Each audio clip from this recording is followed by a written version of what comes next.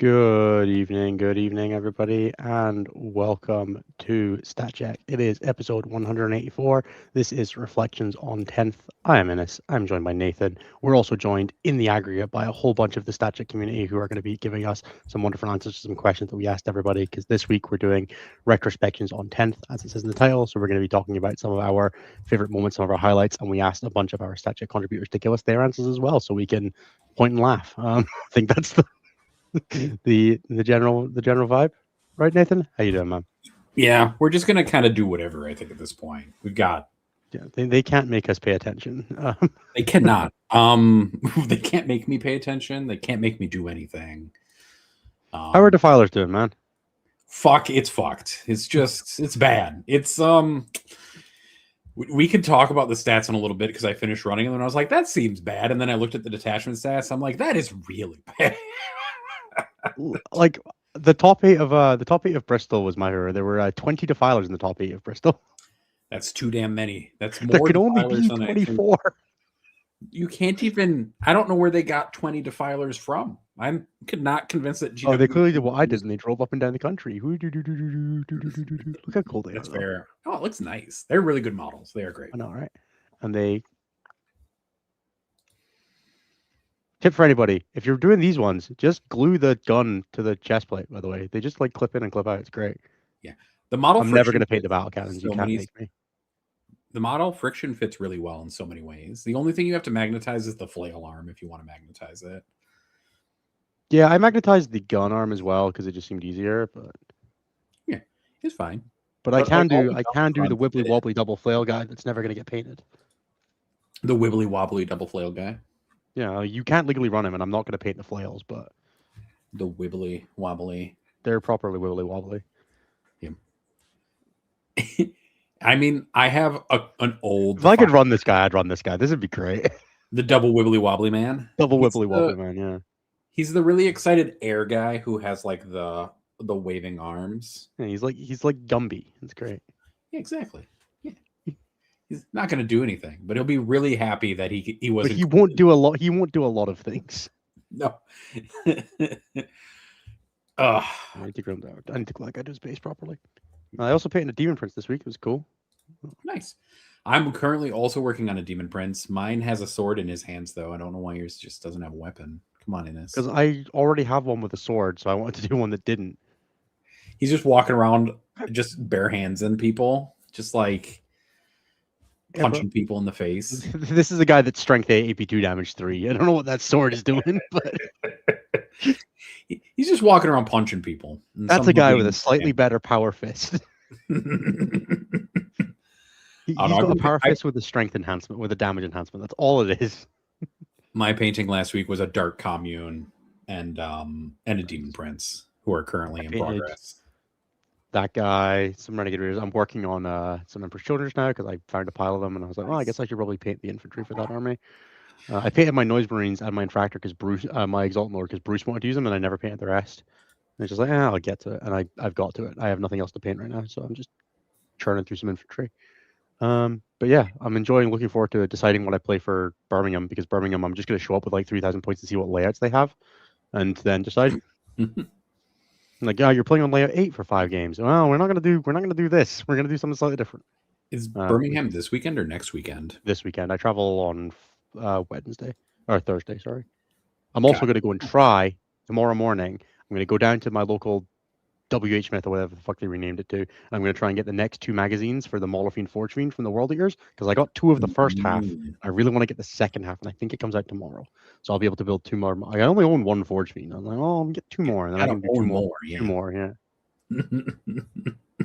Yeah, no list lock as far as I understand it. I'm gonna stick a list on just in case, but I'm pretty sure there's no list lock. Like, no one told me. Like, there's no list lock in the pack. So list lock for GW Opens is the start of round 1, essentially. Yeah. So yeah. I want to get to see what them. I'm not taking full melee Jorns, but I'll be taking 3 defilers as God intended. The crab gods intended us all to have 3 claws, and they're on all 3 defilers. Oh, I also did something else really cool this week. So I bought 2 proxy bases because the idea of playing defilers without them made me sick. But I did art on both of them, so that. Oh my god, I love it! Fucking defect the crab. This is a defect. We named him on stream like 2 weeks ago. I know.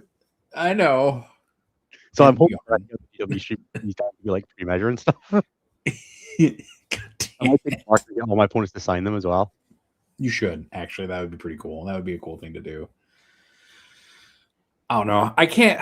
I don't have any major events coming up anyway, so it's like I'm not planning for anything until 11th comes out, regardless. Were you ever playing for anything, Nathan? What are we?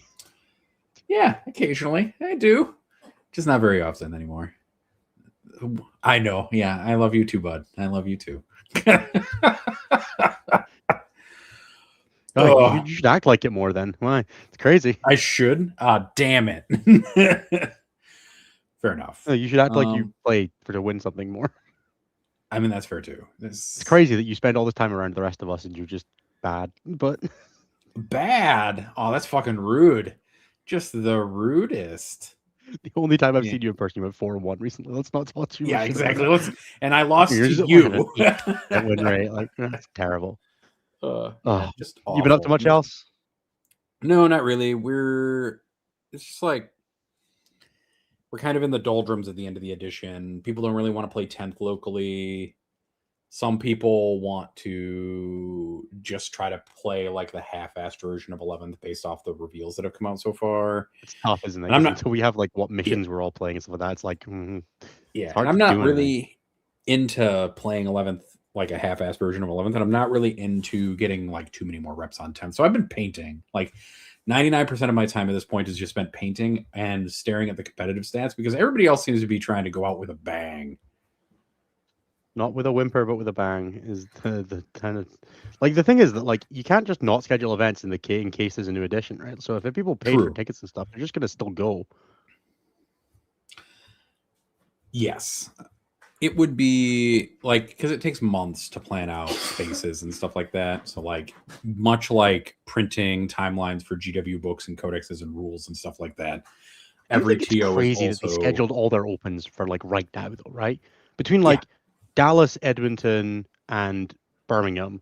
Why are they all in this like month period? Like, guys, run them in a month and a half. Like, why now?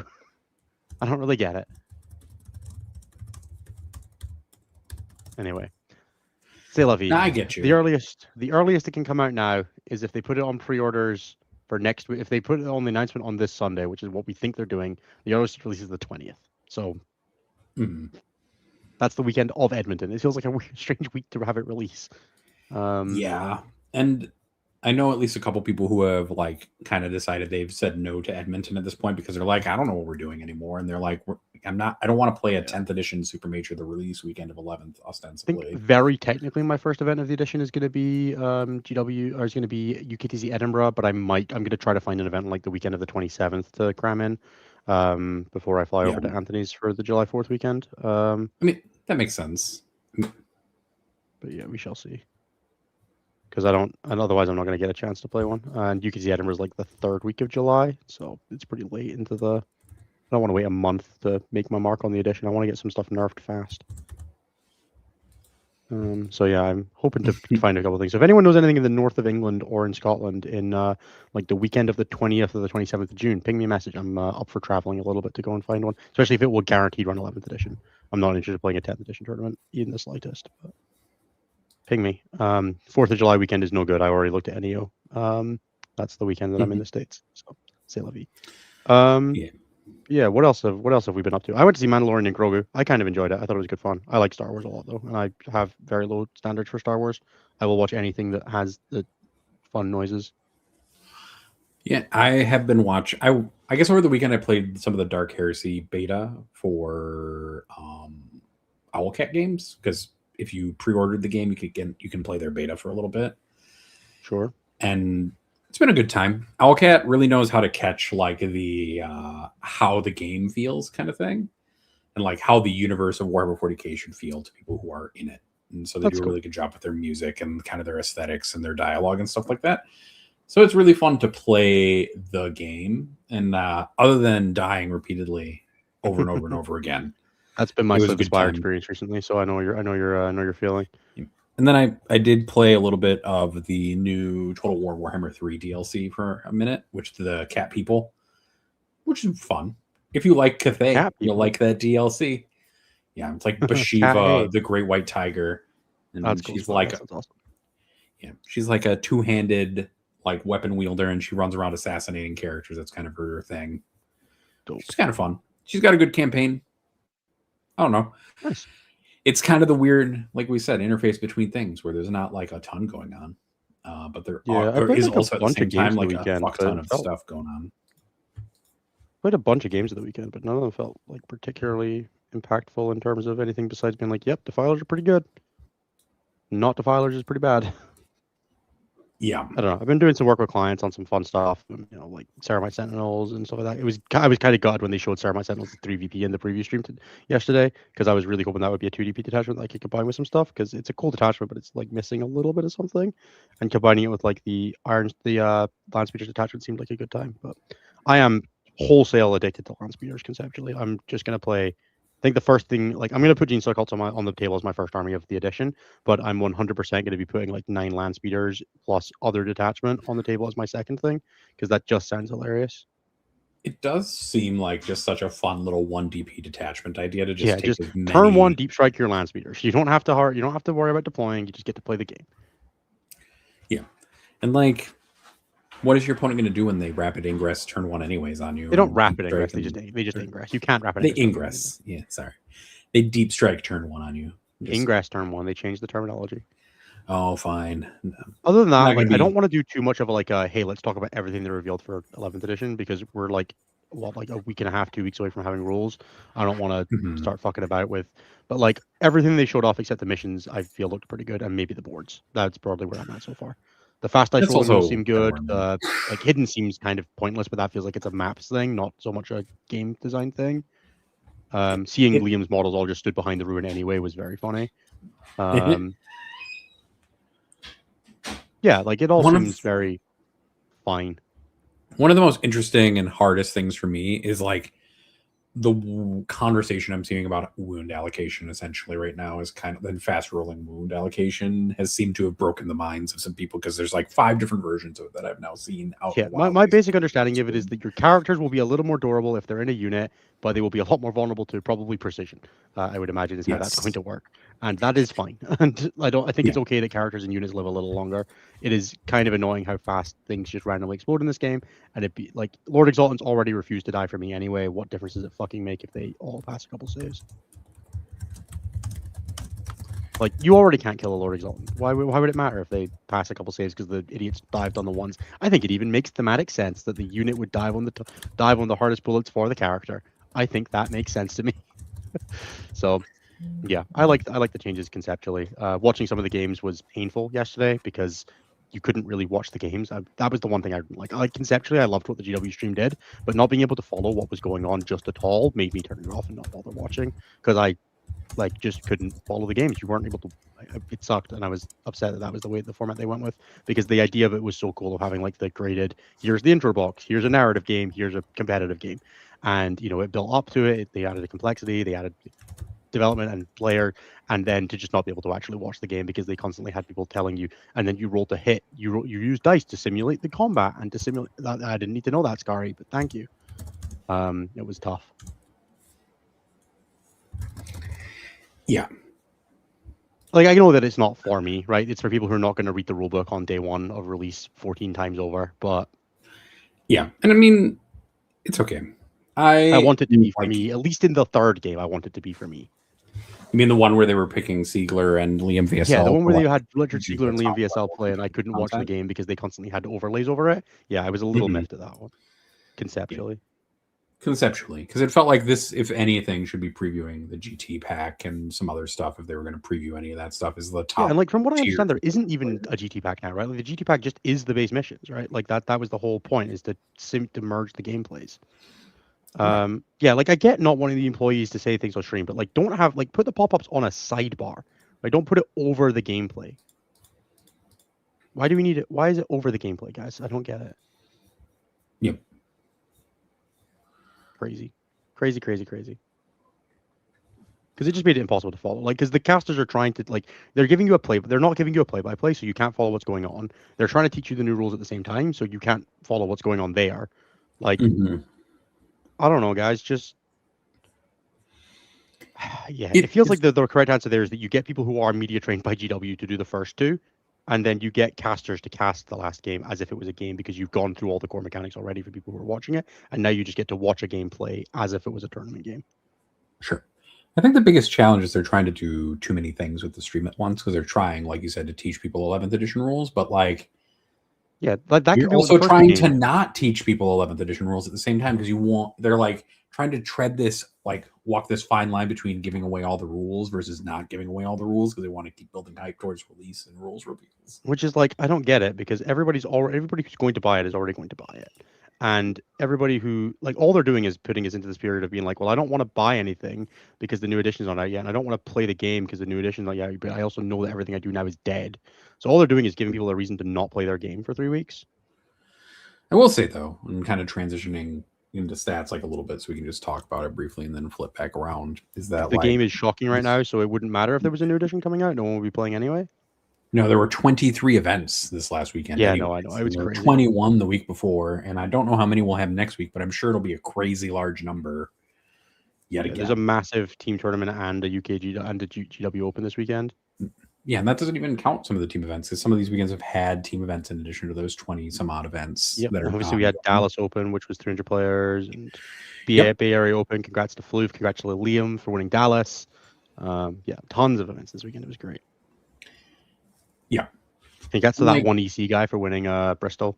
Eirik, I believe his name was. All right, talk to us about stats, Nathan, and then we'll do our main segment for the week. We are going to blast through stats pretty quickly because I don't think it's like that interesting. No one's shocked and no one cares. Seth, what did you win? What did you win this weekend, Seth? Tell me. You're a medic. You're up one of our stat checkers. Nathan, did you give Francois and Seth the questions? I did not, but I can. I'm going to say, can you dump it in that chat when you get a second? And if they send me answers by the end of the show, I'll make sure I read theirs out. Yeah, we can do that. Sick. All right. Chaos Space Marines were the number one faction of the weekend in basically every statistical category. It doesn't really matter anymore. They had 126 players, which is 6.4% of the meta. Only pure Space Marines had more meta representation than them, and Necrons by 0.3%. They had a 59.8% win rate. They won 6 out of 23 events that we tracked. They had 19 top 4s, 37 top 10s, and a 3.2 over rep. You know, it's fine. That's too high. That's too high. In the second place is awesome. Thanks for watching, man. I watched your game with Aiden a little bit while I was chatting with Jeremy yesterday, and it seemed like you were having a good time all in on turn 1. Congrats, man. Well done. Thanks. Second place is Deathwatch, who continued to do things that nobody seems to understand. They had 37 players, less than 2% of the meta, 56% win rate. They did win an event. They got 3 top 4s, 4 top 10s, and a 1.72 over rep. Deathwatch are really good. Yeah. Tower in third, 105 players, 5.4% of the meta, a 55% win rate, 2 event wins, 7 top 4s, 10 top 10s, and a 1.42 over rep. Fast Gun is good. Fast Gun is good. Fourth place is Thousand Suns, 66 players, 3.4% of the meta, a 54.4% win rate, 1 event win, 2 top 4s, and 17 top 10s. That's a lot of top 10s for a 0.64 over rep. That's a crazy number of top 10s.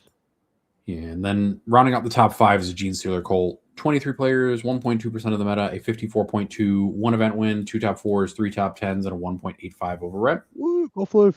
Man, I really wish I hadn't made the pact about like always trying my hardest at the events, because I would love to just play GSC for my last event of the edition, but I'm not doing it. It'd be so fun too, but I can't go back on my pact now. Fair. All right. And at the bottom, we have Imperial Agents, who did have 10 players. Good on you, Imperial Agents players. 0.5% of the meta, 39.3% win rate. No event wins, though. No top 4s. Or 1 top 4, 1 top 10 for a 2.13, because there were so few of you still. Like, there were almost 2,000 players this weekend, just as an aside. That's so many players. That's awesome. Eldari are second from the bottom, 57 players, 2.9% of the meta, 44.7 with a 0.05 for event wins, top 4s, and 5 top 10s for a 0 over rep. Dark Angels are third from the bottom, 60 players, 3.1% of the meta, a 45% win rate. No event wins, but 3 top 4s, 5 top 10s, and a 1.06 over rep. So they're probably fine. They're right in the window in every stat. Yeah. World Leaders are fourth from the bottom, 71 players. They are the worst of the Defiler factions. 71 players, 3.6% of the meta, 45.4% win rate. 2 top 4s, 4 top 10s, and a 0.6 over rep. And then rounding out the bottom 5. Is crazy bad. Yeah, that's not good. Someone has to lose to all the Chaos Space Marine players. It's true. Somebody also had to have the worst Defiler, is the truth of it. And it unfortunately just had to be World Leaders. Yep. And then in Adeptus Mechanicus, our 5th from the bottom, 1.3% of the meta, a 45.6% win rate, 1 event win, 2 top 4s, 4 top 10s for a 1.63 over rep, proving that you can hyperinflate your over rep if you just don't have a big player base. Other event winners from the weekend are Space Marines, who won 2, Leagues of Votann won 1, Astra Militarum won 2, Drukhari won an event, and Necrons won 2 events, continuing the track for catching up to Eldari. And then Orcs won 2 events. Which, that's pretty cool. I did see one of them was a call speed list with 6 squads of Warbikers. Yeah. And it's like, I don't know, the stats are not in the best spot at the moment, but also we have like maybe 3 to 4 weeks before an edition change, so I don't think it matters as much to people. But if you are going to an event, you should be ready to play into triple crabs. And in fact, you should be very ready to play into Pac-Bound Zealots, who currently have a 67% win rate going off into the end of the edition. What are the other CSM detachments look like? Do we have that data, Nathan? Yeah, Hurons is about a 55. They have a 56.8 rather. Sorry, Renegade Raiders has a 53.7.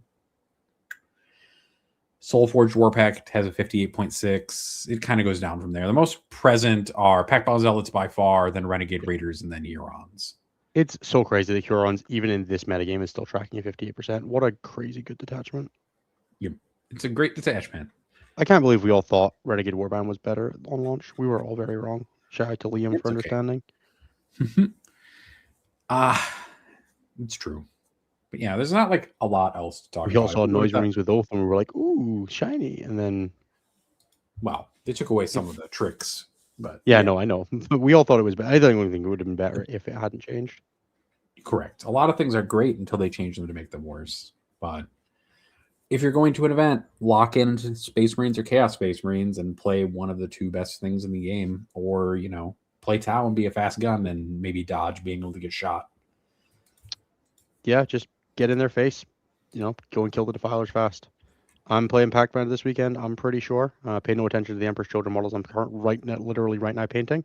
I'm not changing Emperor's Children to the weekend, but it'd be fun. I just don't like that list as much. If I owned 2 Mauler Fiends, I would consider it, because I would play Malta's list. It looks like a ton of fun, but nah, we're not doing that. All right. Do we want to talk about what the meat and potatoes of this show is going to be? Yeah, we should. Since we're pretty much done with stats, we don't really have yours out, or are you just going to answer yours live? I'll just answer mine live. I've started filling it out and I realized that I was just going to be on today, so I might as well just be able to answer it. Yeah, I wrote mine in my notes app, and I don't have it in my notes, so I'll have to pull my phone up to go back through my data. But all right. So this week, what we did was I prepped a series of 5 or 6 questions, and we asked a bunch of the Static hosts to just tell us what they thought to each of these questions.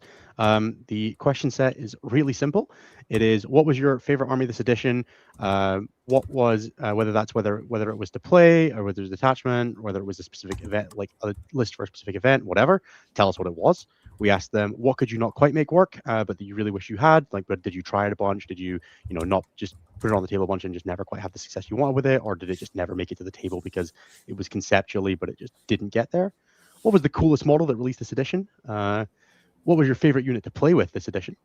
What was your favorite game of the edition? And what was your favorite event of the edition? And if you guys at home want to fill that out, chuck your answers in the comments. I'll put that in the description as well, if I remember. And let me know what you guys have for these ones and what you think of our answers. So we have answers from, obviously, myself and Nathan.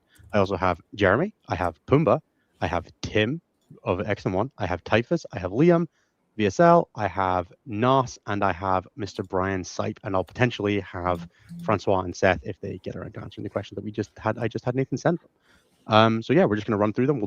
I think we'll just go question by question and just kind of have everybody give everybody's answers. We'll do ours as well. But yeah, so we're just going to have a little bit of a chat about what we all liked about the edition, and we'll kind of riff on a bit of whys and wheres on our own ones. I think so. We'll do our ones as the last ones, and just kind of give you guys a bit of a conceptual understanding of where we're all at for the edition. All right. So for Jeremy, his favorite army of the edition was Votann. It's his most played army of the edition, and it's the fairest Warhammer you can play. Pumbaa says it was probably Shadowmark Talon Ravenguard, definitely taken away too soon for not good enough reasons. Close second place is Index Thousand Suns with Mutalist Vortex Beasts, so I guess around WC 2024, I love to hate the army. Notably, that is the army that Pumbaa managed to make Brian lose a tattoo bet over, so I do think that is an appropriate thing. All right, Tim has a three-way tie between Chaos Space Marines, World Eaters, and Chaos Knights.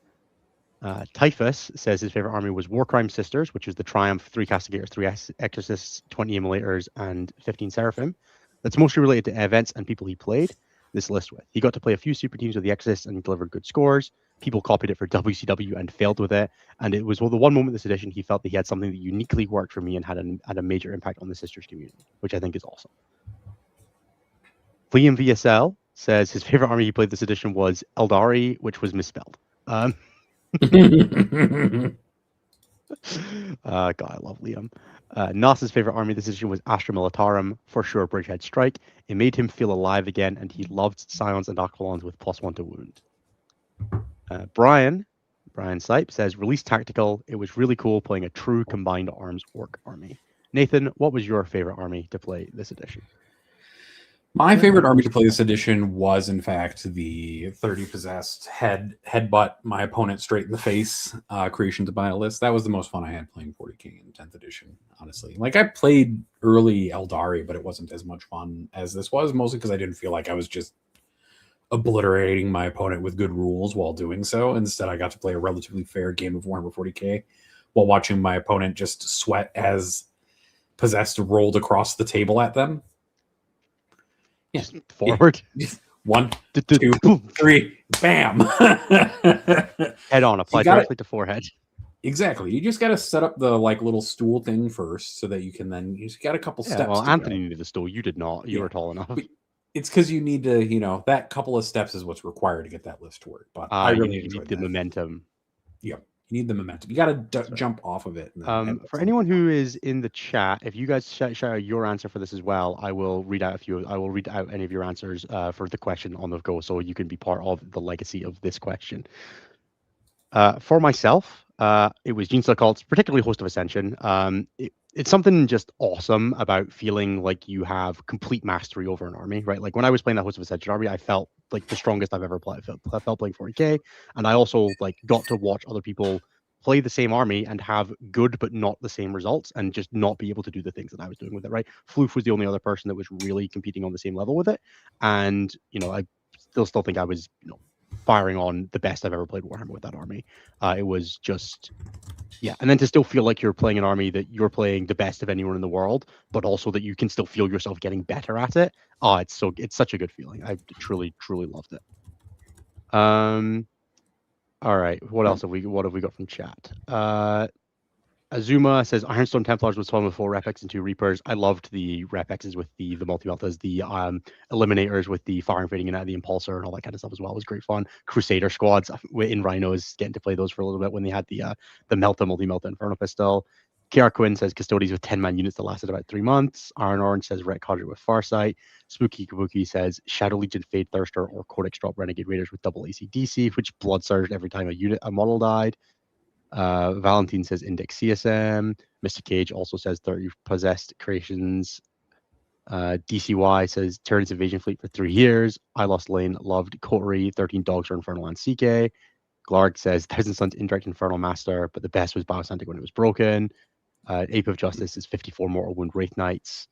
Will Weeks loved Biosanctic Aberrants with after they put Aberrants to 4 res points. John Crawford says Mortarian walking his dogs to 2 crabs with a Blight Lord's Brick. Wizakif misses Black Templars Gratis with 3 damage characters. Spear of Life, 40 Tacticals Bastion. That's awesome. That's the Firestorm misses. Spear, are you the guy that won the GT with that? It'd be super awesome if you were all. Pone Trait says Woe, Huron Blackheart upon you. Stanley Pedal misses Biosanctic for sure. Ashley Thompson's 3 favorite lists was 3 Exodus Bringers of Flame that they were telling about for everyone from day 1 of the Codex, but everyone ignored until Typhus did it too, which is true. Actually, Typhus did it first. Zoners is Subterranean Norns. Jyoti, All Infantry Shield Host inspired by me. That's awesome. Well done. Timbara, DA Wrath of the Rock. The only time he didn't win Wooden Spoon. Hell yeah. And Jinju's I didn't actually enjoy any Admech build. I just had contemptful acceptance of them. Thanks so much, guys. We love hearing the things that you guys have been enjoying this edition, and the things that are kind of, the things that keep you all playing. It's awesome to see just like an incredible range of different things. You were the guy that won the event. That's awesome, man. We were all super pumped to see that, and I definitely was like, man, there is no way that anyone else is ever replicating that. So amazing stuff. Super, super awesome to hear. All right. Next up, we have, and again, feel free to keep answering these questions. I will read out some of them. If they get wordy, I'm going to just blitz through them, but we've got no rush here, nowhere to be today. What army could you not quite make work this edition? So this is for something that you really tried and really, really wanted to work, but just didn't quite get there for yourself, right? Like what just never got there for you.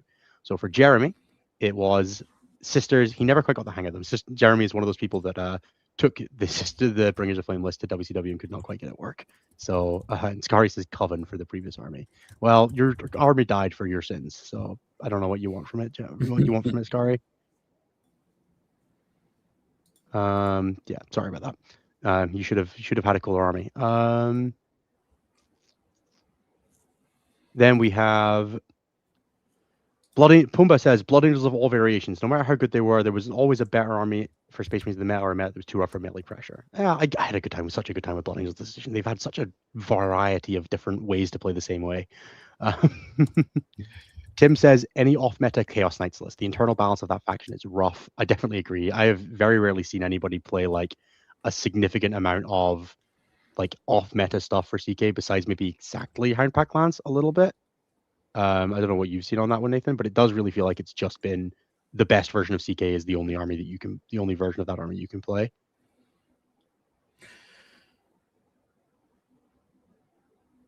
I don't know. CK is like so out of hand at this point that playing it in any way other than playing Infernal with all the doubles is kind of the only way I can foresee playing it. But maybe I'm just wrong at this point.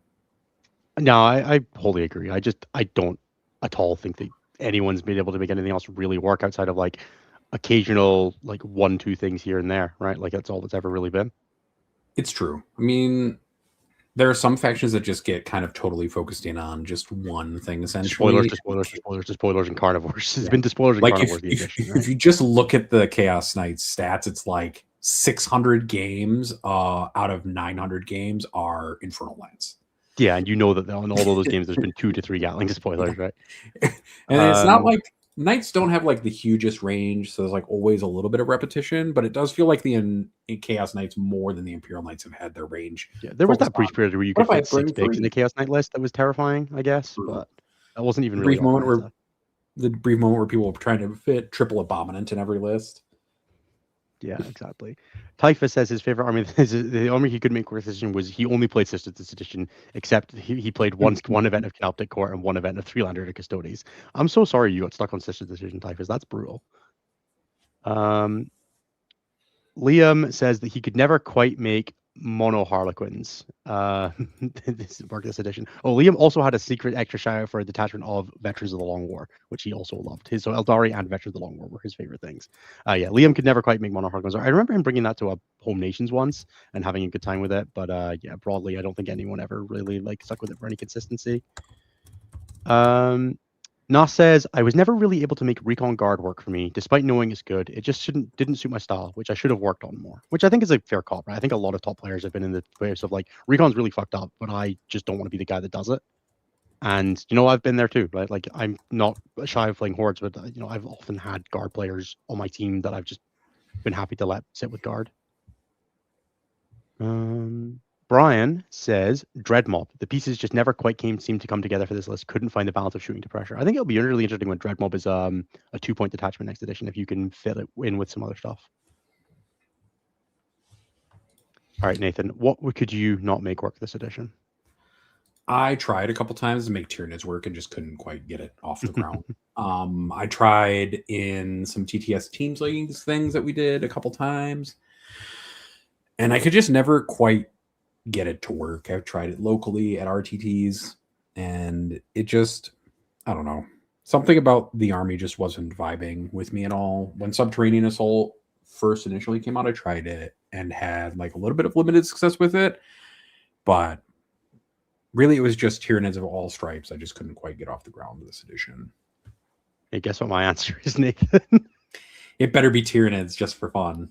So my answer is Synaptic Nexus with Molochs is one of my favorite armies that I played this edition, and I just never quite got it to the success that I wanted it to. I was really happy with it. I took it to a WTC. It did fine, but it never quite got where I wanted it to be. Molochs are one of my favorite units. They were when I started playing 40k in like 5th edition. It was right after the Sean Naden came second to LVO with Lictor Shame, which was like 6 Lictors and 3 Molochs that would just like arrive out of reserve and just start bombing bombing damage everywhere. And I've loved the Moloch ever since. It's one of the first things that I ever like really tried to put together, and man, do I just wish they worked in Sub Assault. And every time I like after that one event on Mids, I burned out on them super hard and just have never really put them on the table since. Like I played a little bit of Sub when it came out, but mostly it's just been hard to justify. And it sucks because Nids are my favorite army, right? Like they always have been. But I just never quite been able to have what I wanted from them. Like I think this is one of the few editions that I've not. Or like I've taken Tyranids to a super major this edition. Like I played them for a WTC, but I've not taken them to a super major, and that's crazy because my first 2 super major wins were on Tyranids, with 2 different books. So, yeah, weird edition for Tyranids for me. It's honestly hard because there's some play styles for Tyranids that have been a lot of fun. I think it mostly came down to that book just being kind of broadly pretty monotonous. Yeah, well, I was gonna say boring. You can say boring. I'm going to say shit. And then they introduced Subterranean Assault, which was very interesting. And then they nerfed Subterranean Assault, and then it was less interesting. Also, Subterranean Assault, like the fact that they didn't just let Molochs arrive from reserve and do their mortal wounds like at 6, would it have been that big a deal? No, it would not have. They honestly, because you have to roll for each mortal wound occasion, anyways. It's not like it pops out of the ground and is like, I do it to everybody. It kind of does, but yeah, but it's 2 up D3, right? Like it's pretty good. It was really good when I played 3 of them in Sub Assault, right? Like I was doming like monoliths for like half of their health between that and like the Battle Shock stratagem and Synaptic Nexus, which was obviously the big point of it. But true. All right. Yeah, it's all right. Let's go through some of the chat and have a chat about what people. Super Strudel could not get Granites to work. He had tried so many different builds and was always frustrated by it. Ape of Justice never got the hang of finding enough time to play. Spooky Kabuki didn't enjoy Shadowmark no matter how many times I played. I felt that same way with Shadowmark and Emperor's Children. They were both armies that I thought would suit me really well and just never really did. John Crawford, every time they tried to build their Theorycraft and Orc army, they bounced off. Sad wah noises. Scary says Team Canada tried to make him play Death Guard and it was meh. Asmo Mark says Vanguard Neds. Ashley says for the entire Sisters community, Penitent Host. I Lost Lane says CK has the worst eternal balance. Glargify says Admech just refused to be good all edition, except the couple times they were broken beyond belief, of course. Chainsaw Bicep says Crusher Stampede never clicked for me. Always try Carnivexes and get disappointed. Will Weeks says Harlequin's my beloved. I don't know which question that's answering, but sure. Longshot couldn't get 3 Lords of Skulls to work, only 2. Bone Trait could not make double Fortress kill teams work before it was cool. Inheritors BA for Wezakif. And I tried so hard to make Solar Spearhead work for Joti. Tried so hard to make Solar Spearhead work. Matt was never kind to it. Yeah, it had like that one like little stretch right before LVO, or right at LVO like 2025, where it was pretty solid when Fulcher took it. But outside of that, it never felt like it was particularly exceptional. All right, next up we have coolest model of the edition. So Jeremy says the coolest model of this edition is Bori the Thrice Eaten. I mean, it's okay to be wrong sometimes. Yeah. Pumbaa says humble Ethan Sean dude slaps. He does slap. That's true. That model's Tim great. says it's a tie between the Mutilators and the Defiler. I do really like the Defilers, and the Mutilators are solid. Shocking to have them at the number 1, but Typhus says the coolest model is the double hand flamer sanctifier with the balding head that looks like Danny DeVito from the Anyway I Started Blasting meme, which is so specific. That is a model within a model release. One specific model from this squad. Now I need to look this up. I'm currently doing it. We're gonna share it. Fair. I was just saying we have to share it if that's what it is. I'm literally currently doing it. Oh, I'm excited. Here is the Kill Team Sanctifier. So I am guessing.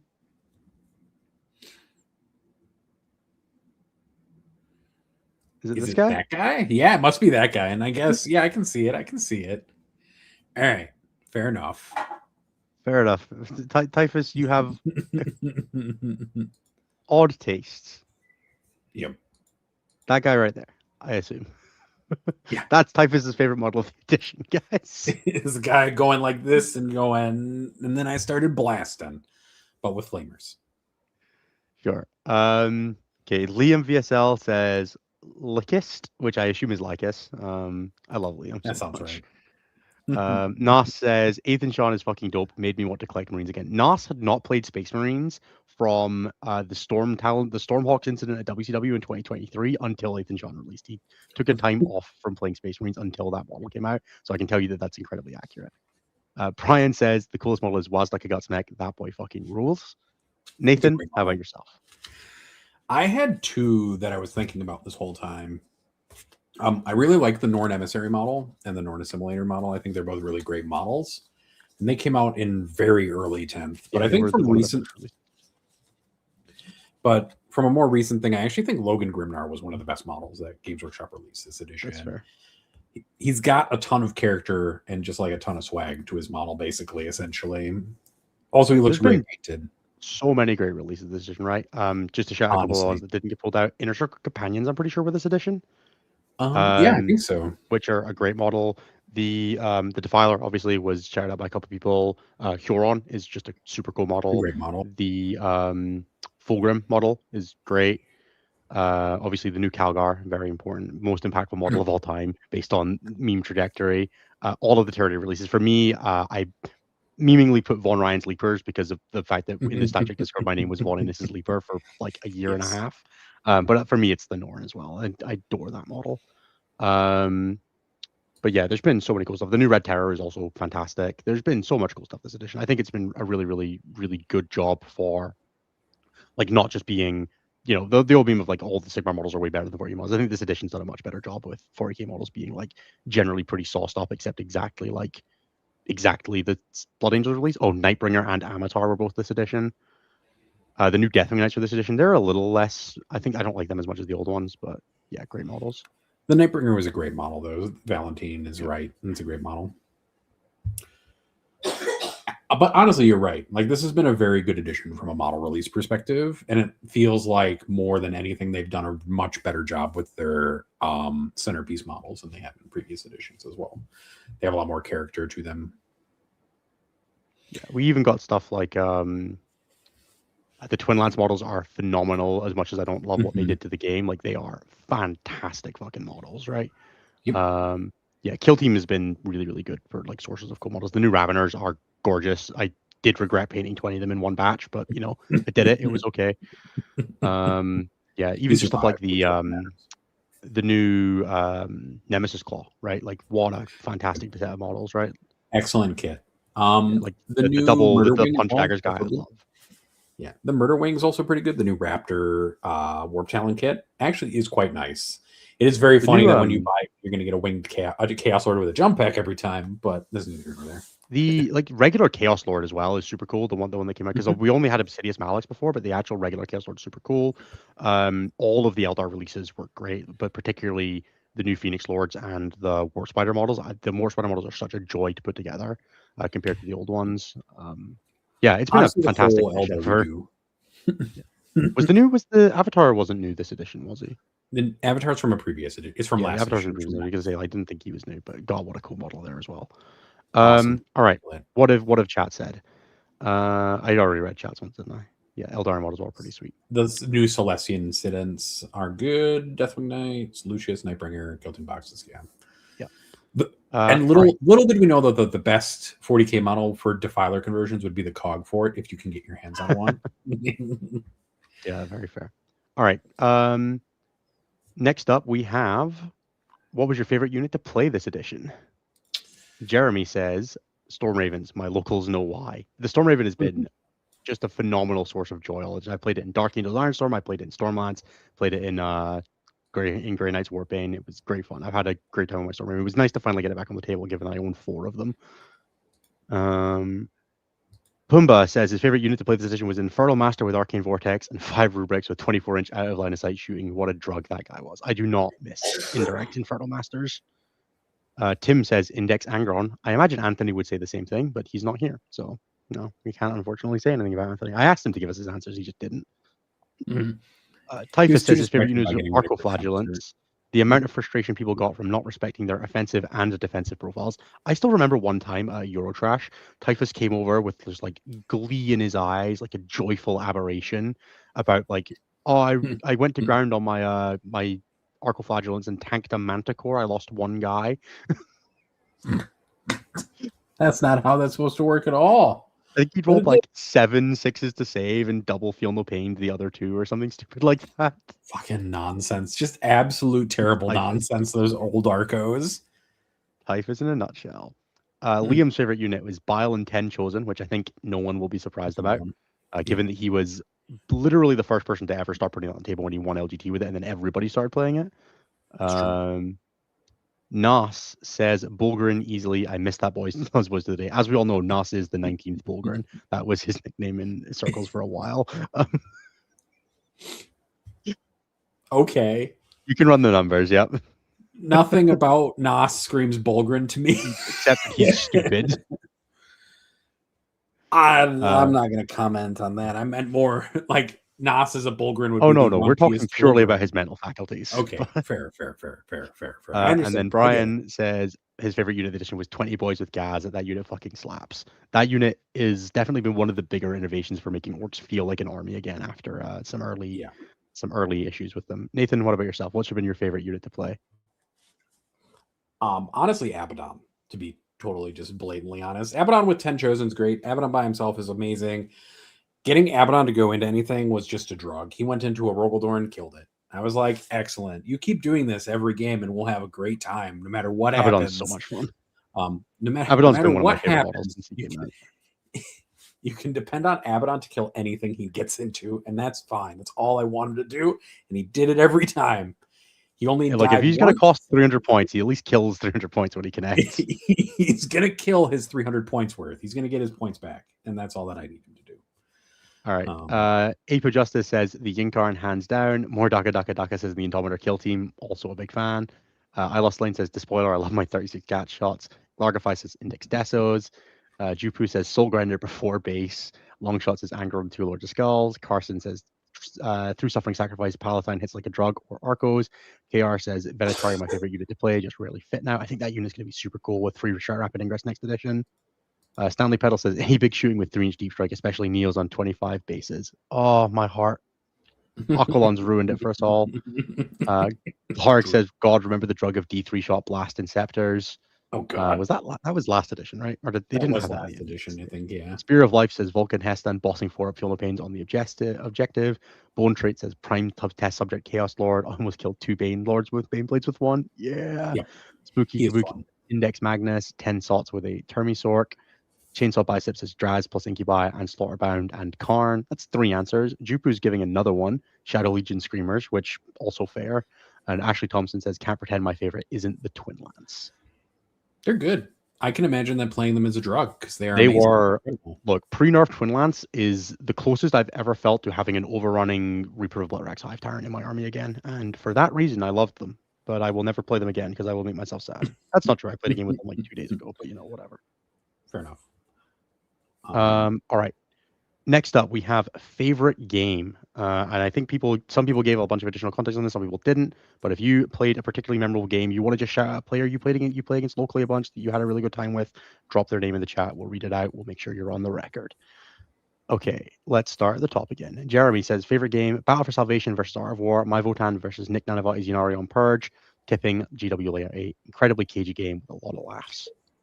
Pumbaa says WTC 2023 last game versus Nassim. It was just an incredible game overall, and we finished last to the very last roll, even though the round was over. Had a great gentleman's game vibe to it. Tim says every single game at Champions Cup 2024. I believe that was Challengers Cup, right? Or was it still Challengers Cup? I can't remember which one that was. Typhus says, one game at Polish Team Championships where I've met a friend I haven't talked to for years and we faced each other shooting shit for 3 hours. This round is the game where it made it memorable.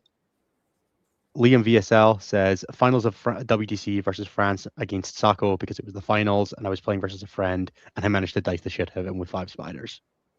Which, yeah, if anybody's ever met Liam just shits out incredible dice. It's very funny.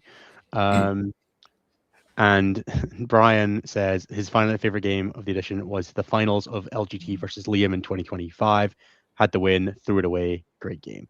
2024. Apologies. Had to win, threw it away. Great game. That was a tough game to watch. Tough game to watch on stream. I was heartbreaking watching it all because you're rooting for both people because they're both great friends, right? And you're like, I don't want either of you to win, but I want both of you to lose. I don't think I could handle Brian winning a tournament and being able to brag about it for the rest of time. I need Brian to continue to just like chain get seconds and thirds and stuff. It really is good for my like emotional balance.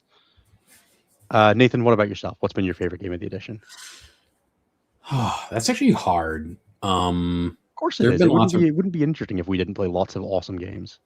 There have been tons of great games. I really enjoyed my first War Masters quite immensely. I think it was a lot of fun. I had a lot of great games that I met a lot of people and made some really great friends over the course of that event. Plus Backpack Gate, of course. Plus Backpack Gate, yeah. I think playing into the captain of the Norwegian team that year was amazing. That was great fun. And was that Patrick? Yeah, and I played into him playing infinitely respawning Genestealer Cult, and I felt like on Servo Skulls, and I felt like I killed 5,000 points. We played Servo Skulls that. Oh my god, I forgot about that. God, I played against demons that game. Oh my god, what a terrible game that was. I killed like 4,000 to 5,000 points of Genestealers, like Genestealer Cult models, and lost because I couldn't kill another 1,000 points of Genestealer Cult models. And was just like, what the fuck is going on? The whole game. But it was a blast. I got to play with a really fun opponent. I got to meet somebody really cool who I now am glad to see every time I get to go to WTC. Yeah, Patrick. I played Patrick at an event in Scotland. Actually, he was a really good time. He was the only person that took a diff off me that event. For myself, I think I'm kind of in the same boat, right? Like when you play as many games as I do, right? I played, just looking at my tabletop battles app for tournament games this edition, I think I've played like over 300, including team events. And every single one of those games, like if you asked me about it and you told me the army that I played against, I could probably tell you like a couple of like super fun highlights from that game, with a couple of exceptions that some people will know of. But the highlight for me, it's still the game against Alban in the finals of War Masters. Just being in the finals of War Masters itself and having my team around me and watching and being involved with all of that was an incredible like experience, right? Like being able to play the finals with, the teams setting up around you and watching people on stream and doing all that with what was probably my favorite army of the edition, and then to have it come down to tiebreakers, losing in the finals, the epic 6 damage grenade on stream, getting to be in that moment was awesome. And I continually chasing that high every time I attend a tournament now, right? I'm trying to get games as good as that one. That's why I play Warhammer, is to get that challenge and to meet awesome people that I get to keep learning and growing and try to be better than, right? That's what it's all about. Yeah. All right, let's shout out from chat. This is a quieter one. Valentine says, "Love Dark Graham Gate Memory." Yeah, Valentine, it was great. It was great to play you at BFS, my man. Bone Trade says his favorite game was barely winning against Custodes as Index World Eaters by sprinting a Juggerlord across the map so I wouldn't die. Fantastic. If you guys have any more of those ones, we'll shout them out. But I'm going to move on to the next question since we've only got a couple of those in chat. And sadly, yeah, Patrick has taken a step back from 40k. I think his missus got him into Magic, which it happens to the best of us. More Daka says, "I got to play into JT McDowell from Play on Tabletop over the weekend. I got absolutely rolled, but he's lovely." Fantastic. It's always nice to hear that someone is as good as their reputation, or as nice as their reputation. I do have Seth's answers for at least some of these, so I can rattle through them real quick. Go for it. While we get caught up. All right. For Seth, the Mad Doc, favorite army was Tactical Brigade. Army that didn't quite work was Dread Mob. Coolest model. Just copying Brian. Yeah, Wazdeka. Favorite unit, Tank Bustas. And then favorite game was Tactical Brigade versus whatever the Raven Guard list was, with this DevSense piloted by Thomas Bird. Honestly, I think you would think that Seth plays more orcs based off of his answers. Seth, Diet Brian Oster is what I'm getting here. Okay, we have another couple more. Actually, Thompson says his favorite game was 20-0 McQuarp for the third time. That's fair. Willow Week says LVO round 6 against Ben Jones, won by 3 points. Best game I've ever played. Ben's such a fantastic opponent. I loved every game I got to play against Ben. More of a ball as a house. Yeah. All right. Last one we have is favorite event of the edition. All right, let's kick it off at the top. Jeremy says Champions Cup with the stat check team featuring some Poles allergic to EC. Pumbaa says WT 2023, the one that we won. Self-explanatory, I think. I think I can broadly agree with that being self-explanatory. Tim says War Masters in Mechlin. Honorable mention was Canhammer Teams Tournament 2024. I always hear good things about the Canhammer Teams events. It would be one of those ones that I would love to make it out to, but it's always just too close to WTC. Typhus says the WTC that they won, also back because then they had the boot camp with myself and Brian and Misharech, and it was an awesome time. I really enjoyed it, just like boot camping and playing Warhammer, and spending a week in a hotel playing Warhammer. It was just super weird, but also a great experience to have gone. Liam says February Pyra 2024 because it was the best night out between the Captain Choco Dice, the chest shot, and Socko sleeping on the floor. Yeah, I definitely was involved in 2 of those 3 things. And I'm not Socko, so Nas says WTC because it's WTC, which surprise. And Brian says WTC. I mean, come on. All right, guys, original. Nathan, how about yourself? What was your favorite event you played this edition? Honestly, the event that we played in New Jersey was my favorite event overall. That's totally fair. The second War Masters was a lot of fun, but more so because me and Seth said fuck it after day 1 and went and toured Mechlin instead. Understandable. That is a good time as well. Which was enjoyable. But yeah, those are the 2 that kind of immediately come to mind. I've organized a lot of events, which has been really nice. I've had the opportunity to kind of start more events at new stores and stuff like that, which has also been great. But those 2 events and going to them have been probably the best events of this edition so far. That's fair. 1, 2, 3, 4. I'm going to count something quickly. Vamp for a second, or do Seth's answer? Sure. Seth answered saying his favorite event was the Battle to End Alzheimer's, but he didn't give a reason. So I'm just going to assume that it was a great event, just generally and broadly. So there you go. I don't know. I think it's always interesting to talk about like a favorite event because every event has like its good and bad points. And I can't say that any of the events that I had this edition were bad by any means. I really enjoyed winning 2 RTTs with Chaos Demons. That was funny and very, very amusing to be playing big boy demons into people. And then playing Plague Legion at the last RTT was also just kind of a kick in the pants. It was quite funny. Made me love Great and Clean Ones. And it also made me love the idea of playing Great and Clean Ones as the ability to tank shock them. Hell yeah. So I have 80 events recorded in my Tabletop Battles, or 72 events recorded in my Tabletop Battles, plus like 8 or so that weren't because they were like team events that I did on paper score sheets or WTC that I don't put in my app because I do them all on paper. So I think I did about 80 tournaments this edition, which is a lot of tournaments, right? By any stretch. I think I'm currently the player with the most games in the ELO data set. Probably close to it, if not. A lot of those are RTTs. I still play like my local RTTs and stuff like that because I like playing Warhammer. Obviously, every event that I've played for Team Scotland is part of Team Scotland has been incredible, right? Like doing Pyra's Alpine Cups, Allies of Convenience teams, and WCWCs. I think all of those that's my hobby, right? Like I play 40k singles as my job. It's the thing that I do to, like be advertising for myself as coach, and because it's the thing that I do to like, try to be the best player in the world.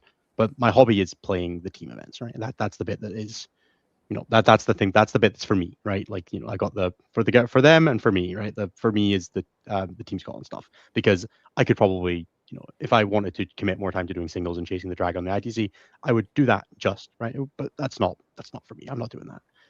So that's always going to be. But for singles events, I think the original WCW was a great event in the abstract of it was awesome to be at the first one and to go and to see everybody, and it had like that sort of WTC experience in a way that wasn't WTC. Watching like the Manny Lennon game in the finals with like the the 12-inch charge and all that amazing stuff, right? Super great experience. Cali Cup in when me and Anthony went to San Diego was a great time. I really enjoyed that one. Just awesome vibes getting to go to San Diego. We spent the day hanging out and the beaches and doing all the awesome food and stuff like that, and just hanging out with the XBZ guys was a great time. Watching Anthony win it with World Eaters as well was great when everyone thought World Eaters was garbage. Watching poor Ben's Wraithguard to just get annihilated. Sorry, Ben. Well, I've watched a lot of your models die this edition. That's not. And then I think the other one that stands out obviously is at least War Masters, right? Having done that one, but it was my favorite game, so I don't think I get to shout it as my favorite event. Yeah, it's as always. I think it's the events that create an experience around the event besides just playing Warhammer that are the standouts for me, right? The ones that you go to and there is also so much community aspect to it, right? The ones where you hang out with people, you go for dinner with people that you kind of know, but like you were just hanging out with, right? The ones where the convention center is where the event is, right? Honestly, like even just LVO 2020. Oh, that was no, that was not. No, that was beforehand. That was the one where I quit my job and went full time coaching. Was LVO 2023, but that was ninth edition, so that doesn't count. Yeah, I fucking love Warhammer, man. I don't know what else there is to say about it, but the events that give you a reason to love Warhammer more, besides just playing the game, right? The events that give you the community, the going out for dinner, the going out for drinks, right? The Pyras, the Cali Cups, the WCWs, right? The events that you go to and there's more to it than just show up, play 5 rounds, go home, right? Because I like a UKTC event, but a UKTC event, show up, play 5 games, spend the evening with the people that you traveled with, and go home. And my local RTDs are like that, right? I like my local RTDs, but I don't stick around afterwards. But when you go to these events and you go and you hang out and you're hanging out with people who aren't just the usual people you always hang out with, that's what that's what grows our community and makes everybody want to come back and keep being involved and keeps pushing us to having 23 events the week 2 weeks before the new edition, right? That's what's 100%. for me. Yeah, and like, there's no reason to go to Warhammer 40K events for events can be fun, like you said, just by themselves, but events are much more fun when you're doing it with people who you enjoy spending time with. You can play Warhammer anywhere. You can only play competitive. You can only play competitive Warhammer at a tournament, as far as I'm concerned. Yeah. Everywhere else, you're just, you're playing model, like you're doing it. That's fine. But the tournament experience is the part that makes Warhammer for me. I don't think I've ever enjoyed an event more than one where I've been there with people who I know and enjoy spending time with, though, before and after the event and during the event, and coming in like pestering them during their games to see what the fuck's going on. Oh yeah, being on your own in tournament sucks. I strongly don't. Sucks is a strong word, right? I strongly don't recommend it compared to going with friends. Yep. But yeah, and I do agree that the best events are the ones where you get to do something afterwards and you have a reason to stay for longer to do things with people who are there. Yeah, I hate it's 5 p.m. on the Friday, my flight's in 2 hours. I hate that shit, right? Or on the Sunday, my flight's in 2 hours. I hate that. I've tried to do a lot more of stay a day after the tournament, stay a couple days after the tournament, go out a day before, right? Like when I did Malmo, I stayed the extra day afterwards. I stayed to the Monday, went and hung out with my sister in Copenhagen and Malmo. And when I did, BFS, I stayed with Anthony for an extra 3 days. I did the same thing after the New Jersey event, right? And I did the same thing after BFS last year, right? I just stayed for a couple of days and did some stuff in New York, in the New York area, because why the fuck wouldn't you, right? Like, I'm flying across the ocean. Let's go spend some time. All right, to pull out a couple from chat, we have Carson Doc 8292 says, I took 3 friends to their first ever event for 5-man teams. Everyone had a great time and I managed to go 4-0 and got top 10 in diff points. Hell yeah, Carson. Will Weeks says, my favorite event was Falcon 2024 run by the Falcon. Dude runs a great show, really good vibes. And Joti says, my favorite event this edition was my first Super Major, Grand Crucible in Florida. Lennon won that one. Lennon wins a lot of events in Florida for some reason. Can't imagine why. He might be good at the game or something. He might be good, maybe, just possibly. Citation potentially needed, but I think that's all of our questions. That is all of our questions. Now we're going to do the plugs, and then we're going to do all of your questions. Nathan, how do people get their questions asked and answered on the show? Well, what you do is you join the Patreon, and then you go to the Discord thread, where I sometimes put the thread up a day early, and you ask the question there. And then we will answer it on air. The other way to get your question answered is to do a super chat. Those are the 2 ways. I don't think we're going to do YouTube chat questions today. We usually don't have the time to, but those are the 2 ways to get a guaranteed answer to your question. Yeah, we might do chat questions. It depends how long these questions run. All right, guys, let's do the plugs because I have to. If you want to support the work that we do here at StatCheck, you can do all the usual social media stuff like liking, commenting, subscribing. It does really help us out, and especially as we launch up to a new edition. Obviously, as a reminder, June is Pride Month, so we will be giving all of the money that we raise, or all the money we make through our YouTube and through our members and stuff like that, to various Pride causes around probably Canada, the US, and the UK, as we have done for the last few years. So yeah, do keep an eye out for that if you're looking to support us. We are expecting June to be fairly busy with new 11th edition content. So if you want to support that and also support a good cause, keep checking back here, and clicking the buttons and helping us reach more people. Obviously, if you're in a position to support us a little bit more, you can check out Patreon or YouTube memberships. patreon.com/statcheck or the link in the description box somewhere down there. And you can support us for $5 a month. You get access to our Patreon Discord. You can chat with us. You can catch all of our opinions on 11th edition fresh and hot. I'll definitely be shit posting tier lists in Discord from day one. Promise. Do we have anything else to shit post on that? No. If you would like to hear any more from us, you can check out youtube.com/statcheck every Tuesday at 6 p.m. Eastern, 11 p.m. Central. We are live here on YouTube. We're here talking about Warhammer. We'll be here every week for the next foreseeable future. We have no intention of stopping this. We'll probably take WTC week off as we usually do, but otherwise we're here. I know that Jeremy and I have some plans to make some content the second the 11th edition stuff starts dropping, as we usually do for like balanced data set reviews and stuff like that. Once we have enough to start going on, expect to see a bunch of bonus content coming at me. Also, I'm not doing a ton of coaching right now, so I'm going to make some videos so I can make some money. Just, swings and roundabouts, right? Coaching is a little quiet right before the new edition for some reason. I can't imagine why. Who'd have thought? Yeah, shocking, right? Speaking of, if you'd like to do stat check coaching, you can check out myself, Sam Pope, Chris Irvine, Liam VSL, Nassim Fushane, Tyler Bertel, or Pumba, surname Polish man.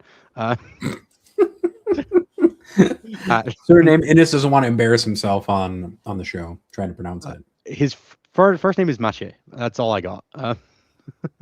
So if you'd like to work with any of our stat check coaches, you can check out stat-check.com/coaching, and you can find all of our links there, as well as payment information or payment prices and all that kind of stuff. Obviously, we're launching up to a new edition. If you're looking to get some work on and you want to prep up, it's a good place to be.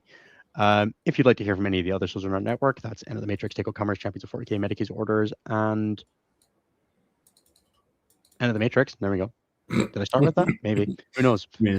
Certainly, I probably said 5 shows. You said a number. It was greater than You can one. find that on YouTube as well. Lastly, StatCheck is brought to you by our sponsors. That is Red Dragon, Saltar Games, Wayland Yutani, and J15. You can find all of them in the description box, in the link in the description box below.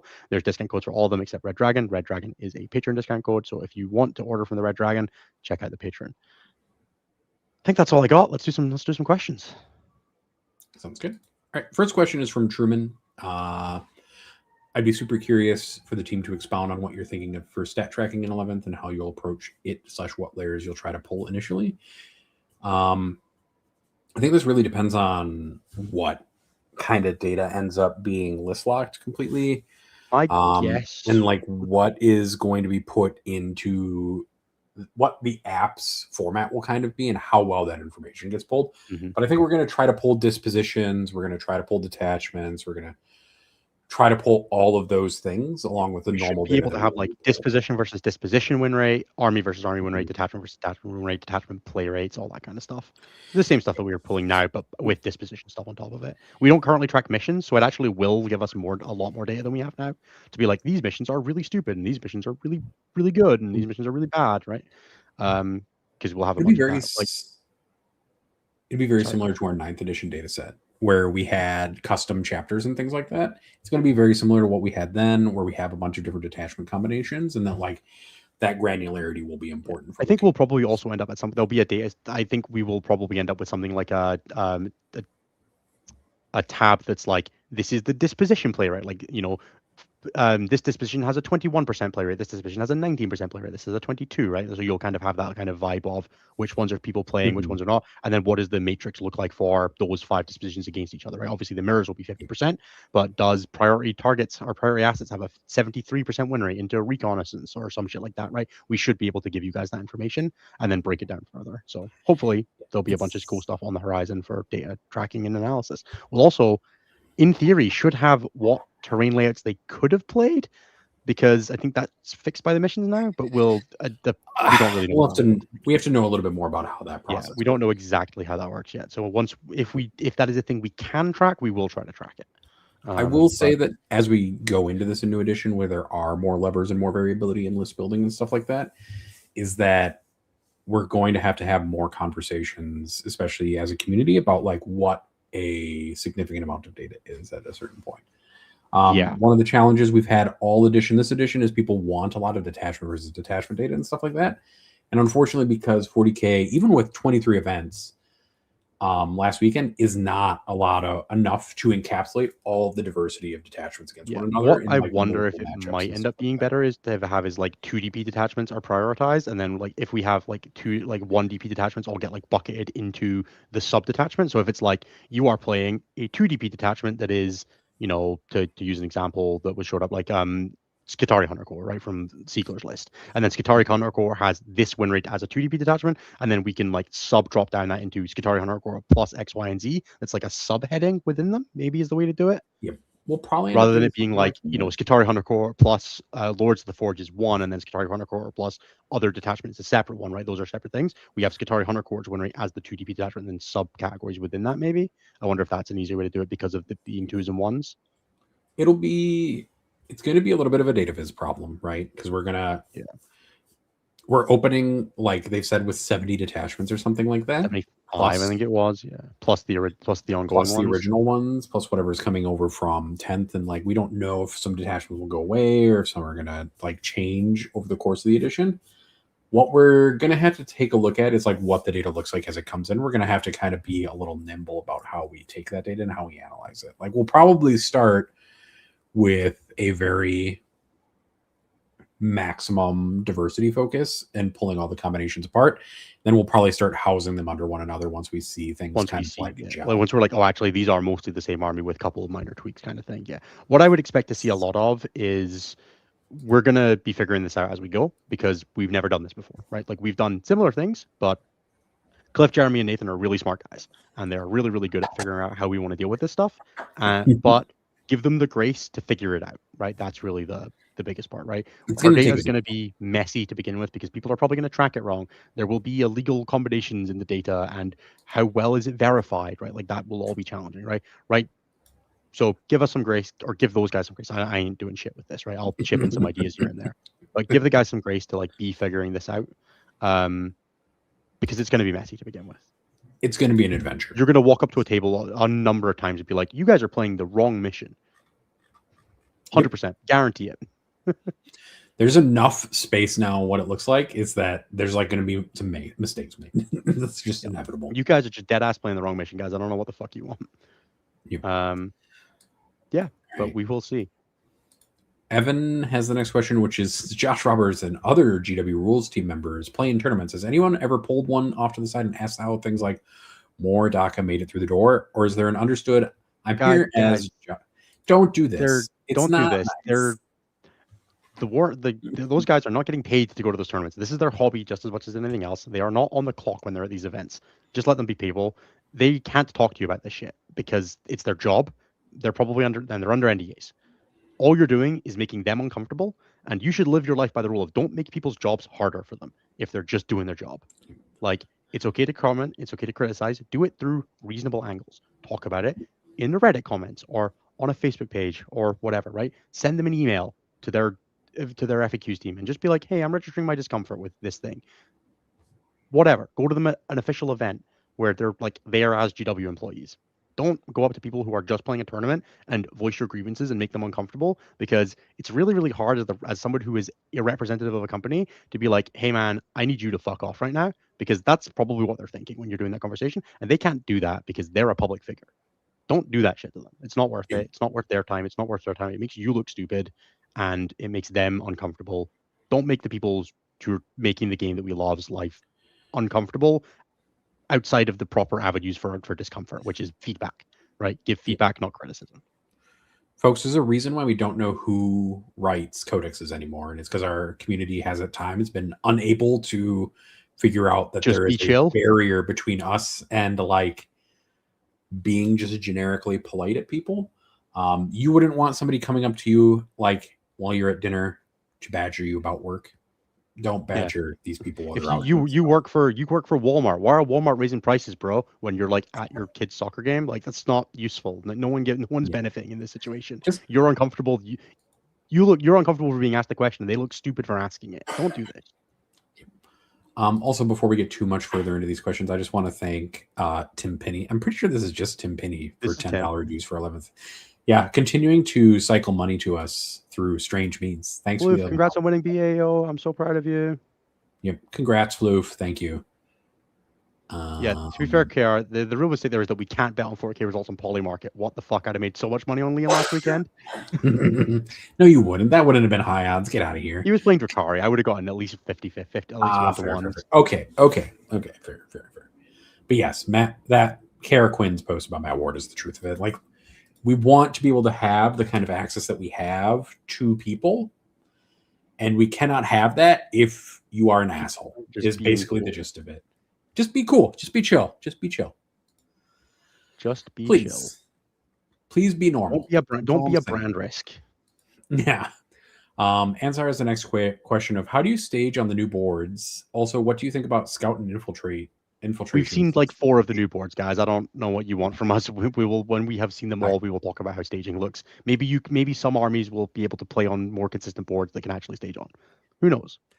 I do think that it is cool that they changed it so you can't scout infiltration units anymore. Yes, that is really good. Cool. It's a great the change. Scout changes all seem very positive. You should probably not be able to no risk scout and then, or no risk infiltrate and then scout back to safety while also having blocked your opponent from doing the same. Fuck Monka. Agreed. On all accounts. Alex H has the next question. Over the edition, have any weird edge cases emerged with the stats? All right. This is like, what oddities stick out and what was the cause? There's always things to talk about. All you talk. The problem is I'll be honest, is that I don't watch the stats close enough to like store in my brain every time I see something weird happen. Deathwatch has been an ongoing weird thing where the army is very powerful, has relatively low play rate, so it has a really high overrep rate. It is Space Marines is like the exact inverse, where it's really powerful, but it has a really high play rate and a really low overrep rate because it has a really high play rate. And I think there are some interesting things that are more like trends that have emerged in the data that people kind of bury under the rug a lot. One of those is that Necrons have quietly been a top 5 army the whole edition, basically, with nobody really paying a ton of attention to them, except for the few times that they've spiked upwards. We whinge about them all the time, to be fair. But we do. And it's very funny to me personally because I will watch a Necron player complain about something, but they're also second in event wins behind Eldar. You're just talking about Steven right now, right? Like, we all know. No, I'm not just talking about Steven. I wish I was. That would. We are a little bit talking about Steven, right? A little bit. I do love him dearly. I always find my favorite oddities are when like one good player plays an event for a weekend and it just spikes. Like obviously like when I took Outlander Claw, when Gims took Veterans, when Folger took Imperial Agents, right? There's always just like those little like, what happened there? Oh, okay, cool. That guy played it. I think the biggest thing to understand, though, too, for people is that people talk about high skill level players, high elo players participating and winning in events with factions. That really only matters for relatively low participation rate. Yeah, it only matters for like 5 factions, like GSC, Imperial Agents, and like solo and like small detachments. Like the Skari effect is so made up. Skari's never had like an outsized impact on the Drakari because Drakari's just too powerful, just too played. Yeah. It's hard for somebody unless Skari almost never wins GTs. What are we? Leave Skari alone, Innes. Don't be mean to people. No, I have to. He beat me once. He did beat you once, very soundly. Yeah, I kicked his shit in back the next time we played, but you know, it's all good. Fair. But yeah, like the Skari effect's not real for large participation factions. Like, no, it's real for small participation armies and detachments, but it's not real for Drakari. The offsetting factor is just like if there's only one person among 100 and they get all the top 4s for that faction, then sometimes that exists. But I think this edition, Drakari has been more off the back of other people at this point as well. A lot of stats like are just Cody and Sako and Liam and like, just as an example, guys, there were 2,000 people playing last weekend and they played almost 10,000 games after I call out all of the like buys and stuff like that and weird matches that I have to call out of the system. I do find it funny that Drakari is the itinerant example and actually isn't an example of it. Yeah, it's very funny because we've removed Skari from the data set a few times just to see what the effect is, and like the win rate changes moderately, like very small amounts, like maybe a percentage point at most on a weekend, and that's just a weekend play rate, not the whole edition play rate. But yeah, I did have like a morbid fascination. You know, when someone posts on Reddit like every GT win, like all like the list of all of them to go through and count how many of them was me. I did have like a minor desire to be like, I wonder how many of these are mine. We can do that at some point. Yeah, I lost track of how many events I won this edition. I'm not gonna lie, but I will also say that event wins is one of the weakest statistics, like of the ones that we've got in a lot of ways. it's actually my Unless favorite. it's I think it's way outsized. for me. I think it's the one that I care about the most, but also the one that has the least data to it. I don't generally give that much of a shit about win rates. Yeah. Like I'll win also rates are say that like for my personal decision making, I don't care about win rates, right? Like I don't view them that impactfully because most of the people that I'm playing against have like 90% win rates anyway. So what difference does the win rate of the detachment make? But the people that are like what armies are capable of winning tournaments is a little different to me, right? Like that's actually the stat that I consider more for like my personal decision making. what I'll tell people is that the order of strength of statistics is like win rate, event wins, top fours, and overrep. Like from weakest to more towards strongest. And like Yeah, part of that overrep is is just definitely the most like actually impactful one, right? yeah. Overrep is the most impactful stat because it talks more about contextually how well the faction is doing as compared to how it should be doing in representative amounts. Win rate is a weak statistic because, as you can see, when you look at something like Guard or like Space Marines, where they hover around like 45 to 55, or 45 to 50, they're still doing great. They're still pulling off event wins. They're still pulling out top fours, and their overrep is still good. Those factions are good. That win rate is just a weak statistic for measuring how good something is sometimes. Not always, but sometimes. All right. It's a The next cool statistic, question. and it does the numbers big on the YouTube videos, and that's important too. That is what I love. I do love big number, big view time. I do love big number, big number, big view time. Make stat check go big, and stat check go big keeps me in food. So True. Henry the Wizard has a question. It's not Penguin related. It's will Hidden be the Battle Shock Matters of 11th, or can it actually hold a candle against toe-in line of sight? I'm going to be honest. I was talking to some people recently, and I don't think 15-inch Hidden matters. I just don't think it does. I think it's like minorly impactful for like the unit on your home objective to like be able to be in the open on an objective, and that's kind of it. Somebody was asking me like what level last night I thought it would have to be impactful. I don't think we spoke about Hidden on the broadcast a single time, right? Like that can't be a good, right? I'm gonna be honest. Hidden is probably the Battle Shock Matters, or really it's the lethality, the fewer rerolls, the fewer rerolls of the edition. I think Hidden could be 6 inches, and then it might be important. But as is at 15 inches, like the boards are only it can get dropped to 12 inches, like baseline, or even 9 inches baseline. But yeah, and like part of it is like the boards and how they're set up, and like the ones that we've seen aren't that different from the ones we have now, where they're 24 inches apart for most of the deployments. So it's like 15 inches is just pretty far for fast gun. It's not far for fast gun to go places. Yeah, stuff moves 24 inches in this game and then shoots. Like, what is Hidden doing for you? Yeah. Also, like Hidden is 15 inches. You come out of reserve 8 away, guys. Like, I don't know what the fuck. Yeah. Like, I'm going to catch that angle because I come in 8 inches away. Maybe if Hidden was 6 inches, it would be important, but it is not. Therefore, it doesn't matter. All right. We're going to continue on to Carl. I got nothing pertinent to ask. So, do you have any humorous childhood stories for the crowd's amusement?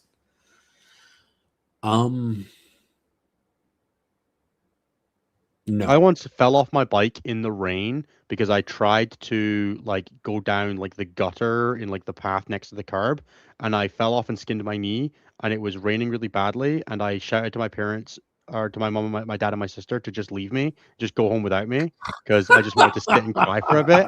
But I must have just sounded like I was dying because I was like, just leave me. We were like 50 meters from my house. Don't turn around for me. Just leave me here to die. Just leave me. My parents never let me live that one down. I think the only thing like that happened to me was I thought I was so cool as a kid at the pool that I was trying to do those dives like off of the corner like they did in diving suits off of boats, and I did that and like KO'd myself on the edge of the pool by doing it incorrectly. Incredible. Don't ask me how. I don't know either. And that's why he plays 40k. It's true. I'd have been too powerful if I hadn't KO'd myself at least once. All right. Next question is from Truman, which is, would also love to learn more about the WTC deciding to align with GW Terrain. If you all have any, we don't have any details about the decision-making process. Really. I do, but I don't think I'm allowed to share them because it's Captain Council stuff. There you go. Luke G has the next question. As someone browsing eBay for people's old land speeders they're dumping, A, what's the best loadout in your opinion of the new datasheet? And B, which of the 80 different old versions could be used as the new one? I technically think like all of them are probably fine because they look like they're all about the same size. Just put the right weapons on it. I think the Melta, Onslaught, and Missile seems like the one I would probably run. Just it's the like the highest options. The Melta being able to be shot from reserve now is really impactful. Was it Because you can just like drop in and shoot the Melta range. Was it the Tempest that had the missile launchers on it? The land speeder Tempest? Yeah, it's the Tempest. The Typhoon is the one that I always used to play. I Because think it was those are like the two you'd want. Because the it Tempest or has Typhoons. But honestly, just like any land speeder, you'll be able to stick guns on, right? It's not that complicated. True. Just stick some missile launchers on it and people will be fine with Just it. give one of the riders a missile launcher. That looks so cool. I will say one of the coolest changes to I'm probably going to buy 3 of the new ones anyway, despite owning 12 land speeders. But one of the coolest changes to the new box is that they managed to make the monopose models a little bit more variable. Like they added 20 unique monopose models to the new kit by varying some of the pieces and how they can. Yeah, like all the torsos joined to 2 models and stuff like that. It seems like a good way to do it. Yeah. And then all of the Gretchen are like reasonably flexible. It's a good way to do it. I would have just like I've definitely done that with some of the monopose models in the past where I just like hacked them up to make that work. So I think doing it just baseline is cool. Yeah, I think they're doing a good job with that box, despite the fact that it's a little less stuff than I would think people were expecting. I think it's a really good box. I think it's better for newer players, as always, right? I'm definitely only buying one of these. I think I ended up with 4. I'd like, one of the nice things about being a good player this time of year is every event starts offering like a box as a winner's prize. So I will probably end up with 3 or 4, hopefully. But actually, I'm not doing that many events this time of year, so maybe I won't. Maybe I'll actually have to buy more than one. But yeah, I'm planning on just like buying 2 land speeders on eBay and getting one box myself. Fair. The next question is from John V. Gang. Why does going from 10th to 11th feel so much more jarring rules wise than 9th to 10th, even without a full reset? I think it's just because the information. I think it's because of the way that information's been given to us. This edition feels. No, it was basically exactly the same last edition. We were fed to extreme last edition, and we didn't even have like the consistency of knowing that most things weren't changing. That's true. I guess we're just too used to. I think everyone just. I think the thing that happened last edition. Sorry to cut you off, Nathan. The thing that happened last edition was that everyone gave up. Right, the second that we were like, okay, it's an index edition, nothing is consistent. Everyone was just like, fucking sick, man, and they dropped the edition for like 6 weeks. Whereas for this one, it's like everything's mostly the same. All the core stuff is changing. There are some new missions and some new maps, some small tweaks, but mostly it's the same game. So everyone's just like, and everyone's stalled but not stopped. And stalling but not stopping is great until you're like, until you like actually stop, right? Like, and then you're like, oh fuck, wait, what have I been doing for the last 3 weeks of playing 40K? It also feels like there are definitely big changes in this edition transition. It's just not an index edition. We're changing the way like a bunch of things about the game we play operate, and we are learning about them. And it is a big change. It's just not an index edition.